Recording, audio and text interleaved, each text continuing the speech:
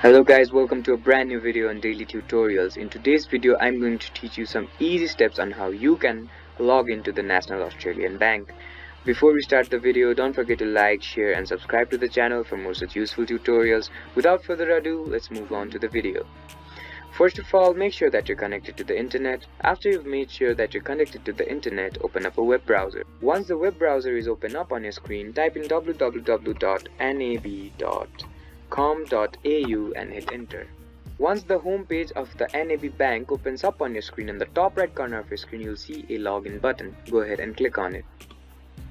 After you click on the login button, you'll be further directed to another page where you will have to fill in some credentials. You'll have to fill in your NAB ID here and your password here, and then click on the login button.